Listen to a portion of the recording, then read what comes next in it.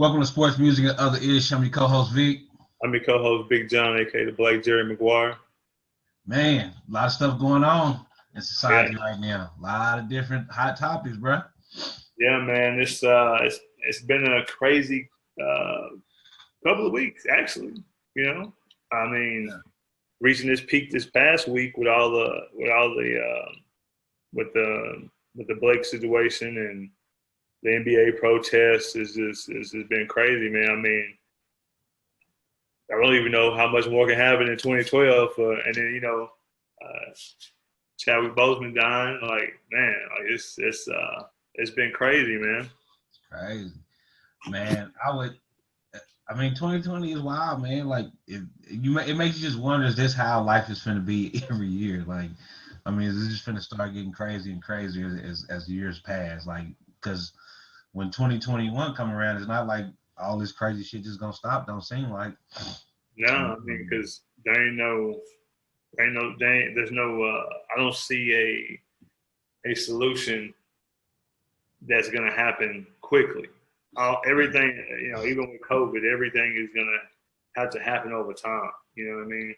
And I think the worst is yet to come as far as the COVID thing goes. But some of this, and with this whole, with the police and the shootings and all this other stuff, hopefully with the attention that is getting right now, hopefully it'll start to kind of tailor down a little bit. But every time I think it's going to tailor down, I mean, we went George Floyd, we had the guy that was running, he got shot. I know it wasn't by the cops, but the cops covered that shit up. Obviously we had, Breonna Taylor. We also had, who was after the guy? It was another one before Mr. Blake. Well, the good thing is. Yeah, that one, I cannot think of the name of that one, but yeah. It's so many, man. It's just so many you kind of forget. And I read one that just happened the other day in San Antonio that haven't hit the news. I heard about that one too. A veteran who the law enforcement was called because he had suicidal tendencies, and then they came in, they talked to him. Supposedly, from what I read, they talked to him, and then he reached for a gun and they killed him. And it's just a lot, man. And I don't think what people don't understand, especially with the Jeff Blake thing, because every time you kill somebody, someone's killed, they always bring out the negative stuff about them. I think the issue is that what people don't understand is that as a black person in America, like, it's not necessarily the fact that was it justified, was it not justified. That's a big part of it. But a lot of the outrage just comes from the sheer fact of, like, we keep seeing the same thing over and over. Yeah. And then you'll see, white guys put in these same predicaments. I watched a video the other day where this white dude jumped out his truck with a knife, jabbed it at the police. The police failed, jumped up, ran off with his gun, came back, and the dude left. And, like, he didn't get killed. And so you see these images in your mind, and these events keep happening, and what it does is it brings back what to me, which is PTSD, right? Like, when you've been through these situations, when you've been in situations where police are drawn on you, which I have. I was 13 when a gun was first drawn on me by police. So, and then multiple times I've been pulled over and chastised and by police officers. Like, these things happen. Like, it brings up these images and it brings up this outrage, and then you just get tired. So it may not necessarily be that one event that's setting people off. It's the whole totality of it. It's you thinking about the times it happened to you and being like, man, that happened to me, or like, or that could have been me, type of thing. And then you think about your children, and you think about all these other things, and it just builds up a frustration where you get frustrated about it. And we're in a society now that we get everything in real time. And so at times we don't allow for it to play out. Like, you get frustrated, you get pissed off, and you like, bam, you know what I'm saying? And I think with some people I was talking to, they were saying, like, it's not the fact that we think, Blake was innocent in the whole situation. It's just the fact that, do we have to kill people every situation? Like, does it have to be a murder? Does it have to be 7 shots? Is there any way that situation could have de-escalated? Like, for instance, he leaves, we have your car, we have your license plate, like we can come pick you up, like you ain't going nowhere, right? Can we wait till this thing cooled off and then go pick him up? Like, and that might be a far stretch for officers to do, because if you let one person do it, then you're starting to let everybody do it. And I understand that, but is there some medium that we can come to where we're not seeing people just gunned down, you know, and in front of their kids? And then on the flip side of that is, at the same time, man, like, I was watching a video when Farrakhan said he was down south and he was driving in his car, and I'm gonna paraphrase some of it, but he said he got pulled over and the officer was, you know, basically like, nigga, where you going? And Farrakhan was like, sir, I'm going over here. And everything was sir this, sir that. And he was just basically saying, man, when you behind enemy lines, like, you don't give them an opportunity to kill you.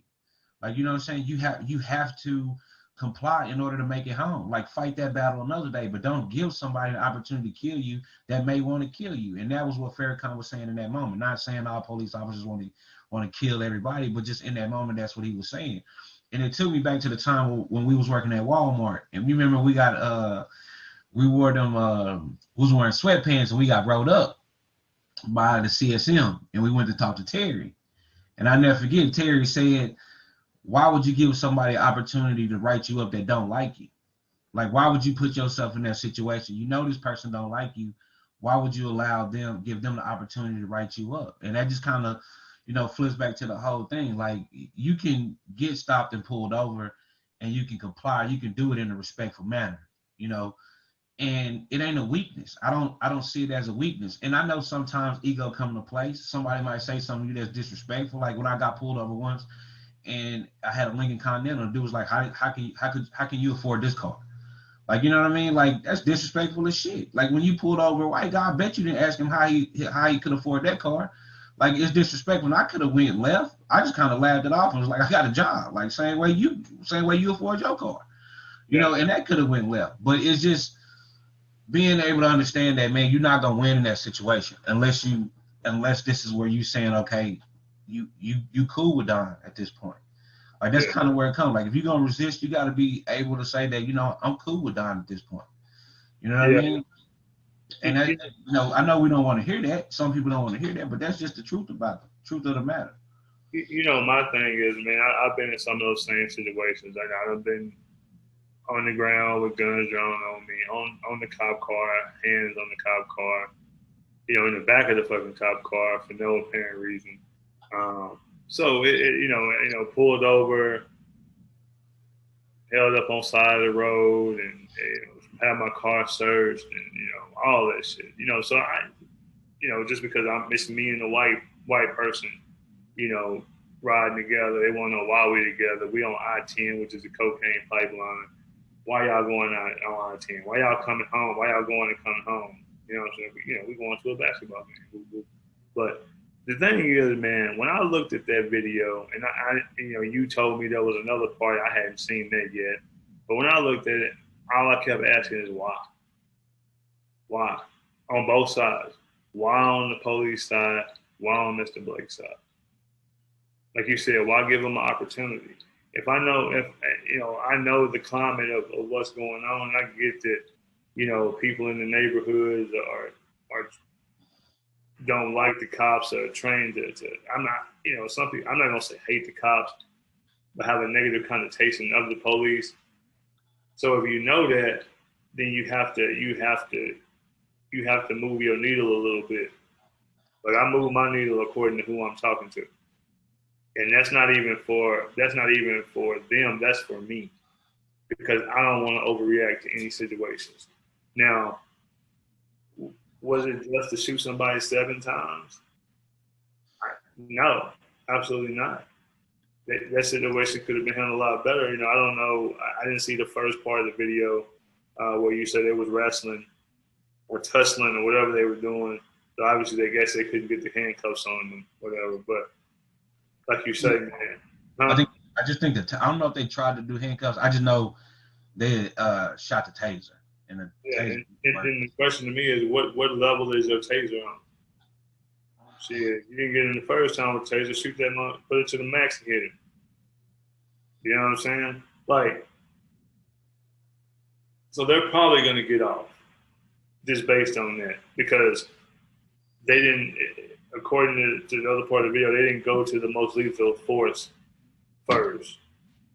So they're probably going to get off, you know, and I do feel like there might be some type of civil action after the fact. But it's just sad, man. Like, sad on both parts, man, because I still, right now, like I said, it's not justified. It's none of that. But I also wonder what was going through his mind at the time in this climate that we in. Like you say, we behind enemy lines. And as long as you know that, you got to prepare yourself. Yeah, it's like bringing a knife to a gunfight. You know, it's in some aspect. You know, it's just sad. You know, I think though. I want to kind of shift it a little bit here to talk about the NBA protests for the playoffs. They got a lot of scrutiny. Everybody kind of made fun of about that situation, but they hit the reset button. You know what I mean? It's like, okay, oh, fuck, you think we playing? Okay, fuck it, let's stop. Now, the way they did it was abrupt, and then from what I understand from inside sources, that they already have a plan in place. That kind of had like we'll have a press conference and all this other stuff, but then the Bucks just said, "Fuck it, we're not going there," and they didn't tell nobody else. You know what I'm saying? So that was a little shaky, but they did. At the end of the day, they got their owner to get the what was his name? The chief legislator there. He got him on the phone. They pushing for an emergency legislative session in Milwaukee to pass the bill on gun reform. I mean, not gun reform, police reform. You know, my thing is, what exactly does police reform look like? Because those are some of the things we got to start asking ourselves when we come into the table with these things. Okay, this is what we want. We want this, but what does police reform look like for us? And what is the reality of police reform look like to you? So we can all come to an agreement, and we can really get down to the crux of the whole matter, so we can get this thing moving. You know, I think a lot of times we look at something and say, "Oh man, that's stupid. Why would they just protest one game?" You know, I thought they should have canceled the whole season too. But the other part of me is I want to have a platform, and I think them on their platform every day. Every day, basically, because it's multiple teams, so they're gonna play every day. I think that would be a great situation for them to continue to move the needle. And now you see not only the NBA, MLB, WNBA. Shit, I think it was a soccer game, a tennis player forfeited their match. Like, so it's not like they did this and got nothing out of it. Everybody. The people who it's going to affect the most, the people who didn't like it the most, they're going to clown that shit and make it seem like a laughable situation. But in reality, they got their attention. I saw in Tennessee where they passed some law about body cams and some stuff like that. The Tennessee Titans are now doing something as a team to get that shit reversed. You know, so they started the conversation, kudos to them, and then, you got them reaching out to, you got other people reaching in, you're talking to Obama, they're trying to figure this shit out. And it, like I say, man, it's not their responsibility alone. It's all our responsibilities, but this is a good starting point. And if, like, everybody talks about how, LeBron was mad because he wasn't the one to shut it down. Well, the reason that he was mad and Chris Paul was mad and all these other guys, Russell Westbrook, all of them was upset was because they already had a plan in place. You know what I mean? They had a plan in place to do a press conference, the whole 9 yards, had things they were asking for, and one of them was, we need more help from ownership. If we can't get the support from ownership, then this is a moot point. And we will shut the operation down. Even though we worked so hard to get to the bubble, we will shut it down. So I thought that was a big deal, man. And I think they just hit the reset button. And I think every now and again, just like on your old Nintendo, you got to hit that reset button. You know what I mean? You got to hit the reset button because everything's going along, and then, oh, man, we got a spike. Hit that reset button and get at least back up to the level that we were to have that conversation. Though, like I said, that was some comments from, I guess it was Donald Trump's son-in-law or something like that. I think he said he was going to reach out to LeBron and talk about it. I don't know what that conversation is worth, but you know what? Hey, have that conversation. Yeah, for sure. You got them where they want to talk. That means a color. That means they see you and they understand your power. Yeah. To me. So at the end of the day, talk to them. You may not get nowhere, but at least you know where you stand. They know where you stand, and then y'all can move accordingly. Yeah, I think as far as the boycott goes, man, like I've been saying this forever. The only way you get change in this country is two ways: economically or through violence. Yeah. That's the only way it's ever happened. You think about how did America become economically rich? Through slavery. They enslaved free people and made them do labor. That's how they got economically rich. How did America gain its independence? They didn't sit down at no table and discuss that out. They didn't march. They had a war. How did the slaves become free? Through a war, through violence. How did black people gain their voting rights? Through being beat on national TV, where it was shown across the world that shamed America into giving them their rights. Right? Like, so everything that from change comes from violence or comes from economic. Basketball players knew if we stop, it's gonna hurt people's pockets. It's gonna hurt some of ours, but it's gonna hurt the owner's pockets worse. So what did the owners do? They jumped on a phone call. Right? What they do after that phone call? They start reaching out to legislators and district attorneys and all this other stuff. You know what I'm saying? They start using their power, because if I'm donating, if I'm an owner, I'm donating my money to somebody. I'm giving my money to some campaign. I'm 99% sure they're donors to somebody, right? So they have the ear of certain people in power that they can call and contact and be like, hey, this is hurting our money. And if I don't make X amount of millions, I can't donate X amount of millions to your campaign. So we need to do something, right? Yeah. And it's a sad that as a country and as a people, we can't just see that something is not right and fix it, right? Because even Donald Trump said there was issues with law enforcement policies. That's why he went through and he did an executive order and he changed some stuff. So we all in agreement that certain policies need to be changed. Right. Certain training need to be implemented. Things need to be fixed, right? So in that case, we all have a common knowledge that something's not right, but it's how you get there. And so economically, that's what NBA players decided to do.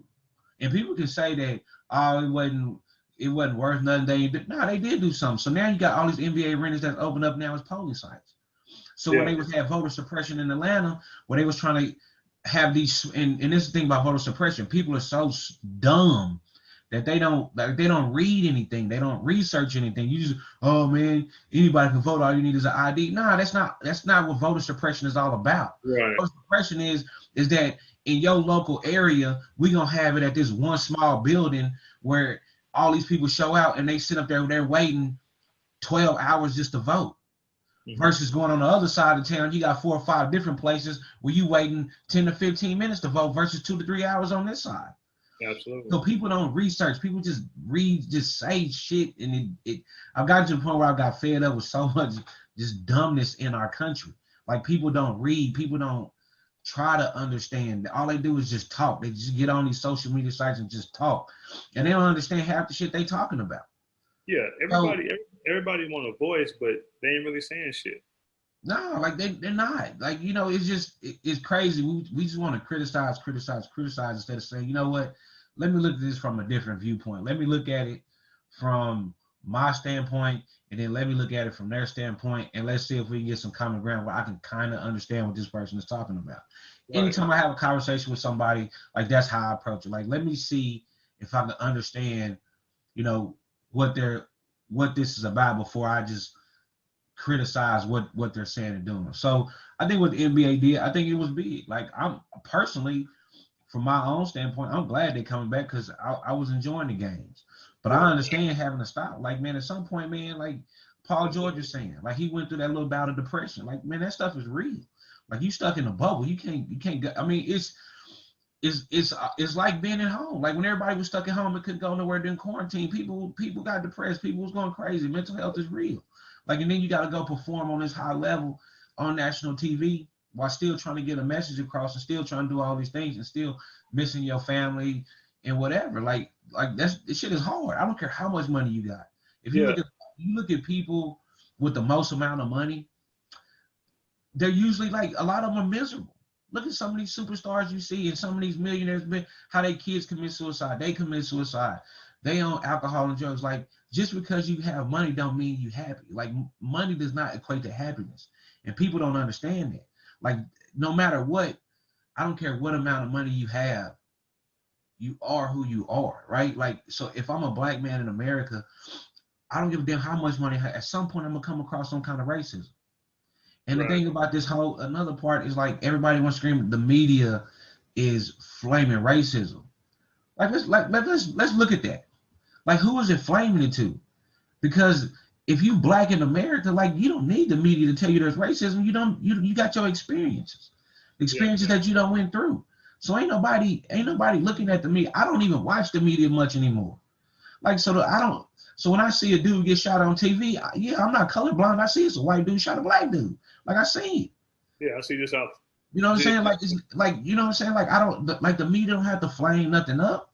Like, I don't understand that point. And then at one point in time when that little kid who got killed, the 4-year-old, the neighbor walked over and shot that 4-year-old in the head. There was a black guy and a little white kid. And when you read into the story, like the family, like they were friends. Like the dude was supposedly coming over for dinner that night or something like that. But like they was friends. They always played with each other, right? But people got all outraged. It was like, where's the outrage? But like, I don't understand. Like, the dude was arrested. Within minutes. Yeah, he was arrested and put in jail and charged. Like, I don't understand. Like, we just make up these things that we want to be mad about and get outrageous about in the media, and then you say the media don't cover it. Well, if you know anything about the history of these killings and these shootings and these injustices, what you understand is the media wasn't covering those either until Black Twitter and people on Instagram and Black news outlets start blasting and putting it out there. And so basically what you had a media protest of sorts where people was tagging them and asking them why, and so they started covering it. So if you want stuff like that covered, won't you out at the media? People posting all this stuff on social media, and I don't see not one news channel tagged to it. They just posting it. They're not directing that at CNN or MSNBC or Fox. They just posting it. So you're not really doing anything. So we had to fight and protest to get our stuff on the news, to get it covered, and now it's being covered. Anything we ever had wanted, we had to fight and protest for it to get it. Why would this be different? So if you want that to happen, then you need to do that. And another thing too is, like, everybody always want to complain. Like, some dude showed a stat the other day. It was like this small amount of people, black people, are being killed versus this large amount of white people. And well, he didn't understand how the stat was all messed up. You know, the stats was messed up. I mean, the stats, it wasn't messed up. The stats were, we was looking at disproportionality than strict numbers, right? Mm-hmm. So, but if you even take that out of the equation, what you're telling me is just because you and your race doesn't protest about your people being killed, then we should shut up and not protest about ours. Absolutely. Like, any death is bad. So like it all should be looked at, it all should be investigated, it all should be protested. But us as black people, we're spiritual people. We have a connection between each and every one of us spiritually. So when something happens to one of us, we all gonna react to a certain way. Especially when you've been through the same experience and you've seen this, visually you've seen this thing happen in your life, in your neighborhoods and around people like you're gonna react to it. Yeah. It's just, man, it's just one of those things where like we don't think as a country. We don't, like, I don't know, man. It's just got to the point where it's just insane. Here's the three things that the NBA and NBA PA said they were going to do. It says the NBA and its players have agreed to immediately establish a social justice coalition with representatives from players, coaches, governors that will be focused on a broad range of issues, including increasing access to voting, prominent civic engagement, and advocating for meaningful police and criminal justice reform.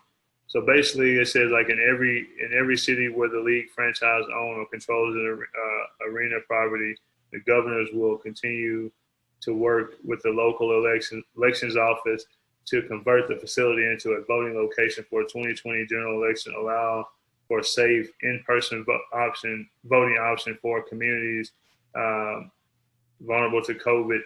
If a deadline has passed, team governors will work with local election officials to find another election-related use for the facility, including but not limited to voter registration and ballot receiving boards.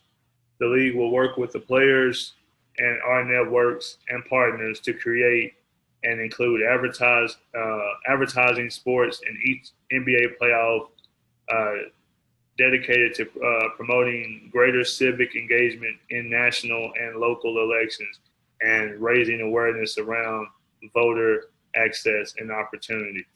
That's a letter from, there's more to it. That's just the 3 points, but that's a letter straight from the NBA NBA and the NBA Players Association. So I think they're going in the right direction. One thing I did want to discuss was the 17-year-old that unlawfully had a rifle, was in a different county. I don't know if it's a different county or different state or whatever. He wasn't where he was supposed to be. The state. And now, based on what we know, I think he's gonna get off. Because because he had the gun in protection, the rifle in protection, he shot it out of protection because somebody charged him. So they're gonna look at it as he may not have ever fired a weapon. So the only thing he's really wrong for is having possession of it as a youth. What are your thoughts on that? Man, from everything I've seen, so essentially the crazy part is that he was from out of state, which was approximately like 30 minutes from where Kenosha is. He was like 30 minutes out. So, I mean, out of state, yeah, but that's like from, me going from here to Austin. So then the first guy, the two guys that I think that were also killed was not from that area either. Like, they didn't live there. I think they lived like 30 miles out as well.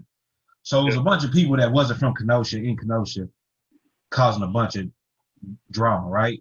So the first video that I seen was when he shot the dude the first time. The dude chased him. He threw a plastic bag at him, which someone went online and like manipulated the picture to make it look like a Molotov cocktail when it wasn't. It was just a plastic bag. He threw the plastic bag at the guy. He chased him. They said he reached for his gun, and then that's when he shot him. He gets on the phone. He calls someone. He says, "I just killed someone." At that point, the people that come over to help the man, they say some things towards the Rittenhouse. And Rittenhouse, he takes off running. They're chasing him. And everybody that's chasing him, they don't know the concept of what's going on. They thought that he just killed somebody. Yeah. Basically think he's just an active shooter. So in their eyes, they're trying to stop an active shooter. And that's when you see them start chasing, and other people joining in and chasing the kid. The issue that I have is this. I don't care who you are, what you think you are. You don't chase after somebody that has an AR-15. You don't chase after somebody that has a gun and you don't have one. Like, you can't bring a skateboard to a gunfight. You just can't. And the guys that were killed and shot, maybe, from what I seen, they thought that they were doing something more heroic when they were going after an active shooter. Yeah. and didn't know the whole situation. But this is the problem when you're in a situation like this and you got all this chaos. So the guy trips and they start attacking him. Honest to God truth, if it's me, I'm shooting too. Like if I'm on the ground and people chasing me and they hitting me, like I'm gonna shoot. Like I gotta get out of there alive, right? Yeah. You know what I'm saying? I feel like if I don't, I might not make it out alive. So in that situation, I think the self-defense clause is right. The issue of it is what I had a big problem was how he got up and walked right past the police. Like that was insane to me. He had a gun over his shoulder. They just heard gunshots. They were called for gunshots. They were called for someone being shot in the head, and they just let him walk right past him and didn't stop him to anything. He was able to walk right past him, get in his car, and drive home. Like that to me is wildly insane. The other part about that is that the kid is out there with an AR-15. You have to be 18 years old. Law enforcement had interaction with this kid. Like y'all didn't check his ID. Y'all didn't think to ask nobody out there about their age limits. Y'all just gonna let this kid out here with a gun? Right. His mama apparently drove him out there. Why would you drive your son into a hostile environment? That's not an environment. You know what I mean? Like to watch over a gas station. Like Yeah. that don't make sense to me. A lot of this just don't make sense and people not thinking. So more than likely he's gonna probably plead to a lesser of having a gun, unlawfully carrying a gun, and maybe get some probation or something like that.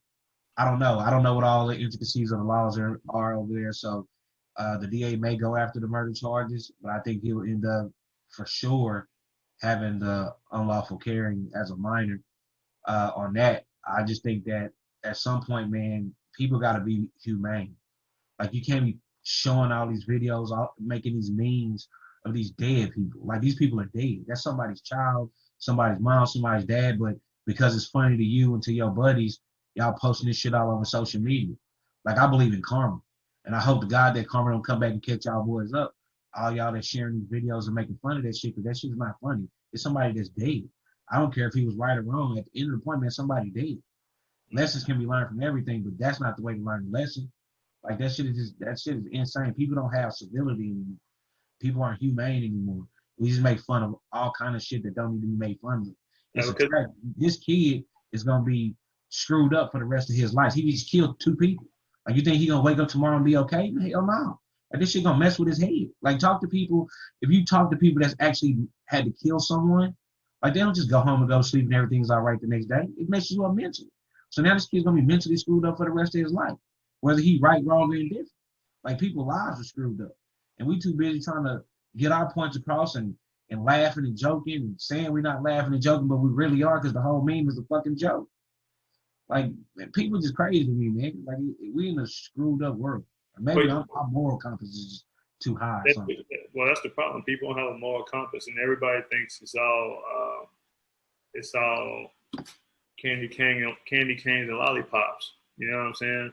They see killing, they see this, and everything else, and do these video games. They see it through the news.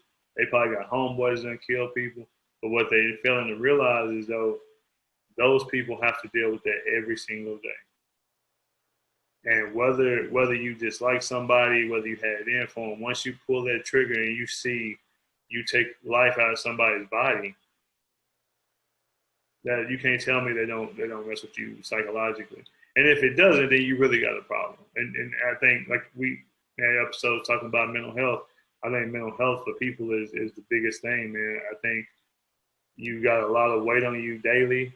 You got your family, you got your job, then you got your shit. And unless you know how to put those things in order and how to deal with those every single day, and figure out how to get yourself going, life is gonna be hard. Yeah. You know what I mean? Life's gonna be really hard for you. Yeah. But yeah, I mean, I think he's gonna get off. You know, because I'm not justifying he killed somebody because he shouldn't have been there, first of all. But the circumstances in which he was in once he got there, yes, it was definitely self-defense, and he did what he had to do, or maybe he did what he came to do. Maybe he came to shoot people. You know, I don't know. I don't know what his parents was thinking about. Why the hell would you do that? It doesn't make any sense. Just a lot of things don't make sense right now in 2020. You know, and I don't know what it's going to look like in another 6 months. You know, once we get into 2021 and things like that, I don't know what it's going to look like, but hopefully some conversations are started. Guys with the right type of, I hate to say money, but yeah, right type of money are involved, because like you said earlier, money can change a lot.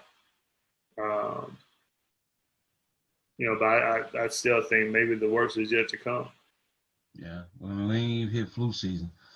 Yeah, to kind of wrap it up, man. In closing, the last thing I want to say is, if you look at the Chadwick Boseman, I hope I said his name right, his death, which happened yesterday. I think one thing we got to take out of that, man, is he passed away from colon cancer. We talked about health on this channel before. I think that, man, we got to start taking health a lot more serious. Go get your colonoscopies. I know that, you know, as men, we don't want to do that. I've had one done, you know, way before the age limit at which they say you're supposed to have it. You know, I had my pops died from cancer. My 2 uncles died from cancer. So I had talked to my doctor about it, you know, and I told him, you know, essentially I just wanted to get it checked out. Like I wanted to be safe. I wanted to be sure, you know, I didn't want anything to catch me off guards. And I know with insurance companies, sometimes they won't do it, but because those family members were so close to me, you know, as far as being an uncle, being a father, and then my other uncle so close, like they then allowed me to have a colonoscopy. So I don't know, maybe you need to go talk to your doctor. Maybe you need to, you know, flip the script. Maybe I ain't telling you to lie, but maybe you might need to arrange a story to where, you know, if your insurance won't allow you until you at 50, I think it's like 52, I think it's over 50 when you're supposed to get looked at a colonoscopy, man. It's just so much stuff in our food these days that we eat, and so many chemicals and everything, man. Like, it's better safe to be sorry. So I think that when we're looking at his death, I think one of the things we got to take out of it is health. I think we have to go to your doctors, get your checkups.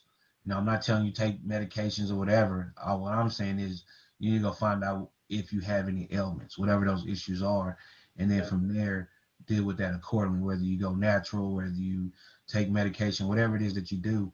But health has to be one of the main things that we look at, especially with all this other stuff going on. I know it's easy to lose focus, but I think one of the things is definitely go get a colonoscopy, definitely go get your body checked out and make sure cancer or whatever kind of sickness is not within you, because we know cancer is it's number one out there. It's one of the number one things out there that's killing people. It's also number one that's killing people in our community. So get your health checked out, man. Get your health checked out. Health is wealth, fellas. Health is wealth. Yeah. We're gonna wrap it up, man. John, you got anything last thing to say, man? Nah, just like I said, I appreciate all our listeners, followers. You know, go to our Instagram. Everything will be below in the link. Go to our Instagram, go to our Facebook, go to our Twitter, follow us. You know what I mean? We appreciate all the support, and we got these nice shirts right now, and we got them in black and gray. So y'all hit us up. We'll be posting these on Instagram, Facebook, all social media links. So just hit us up. You know, we'll definitely, like I said, we appreciate the support in advance on the shirts. More merchandise coming. But, you know, that's all I got. Yeah, and I'm going to tell y'all too something. Anybody know me know, like, I'm kind of, I ain't going to say bougie, man. I like certain shirts to feel a certain kind of way, man. So just let you know, our product is going to feel a certain kind of way. Like, it's going to be the athletic fit. It's going to be the soft, you know what I'm saying? It's going to be the table arms. It's going to be the athletic fit. It's going to be the soft material, man. Like, that's just kind of how I personally like my t-shirts. So we wanted to give y'all something that we wear, not just some random t-shirt that we just go get that's cheap. So definitely, man, please check out the merch. We got more merch coming. Support your boys, man. Appreciate y'all, all listeners, and we out. All right, we out.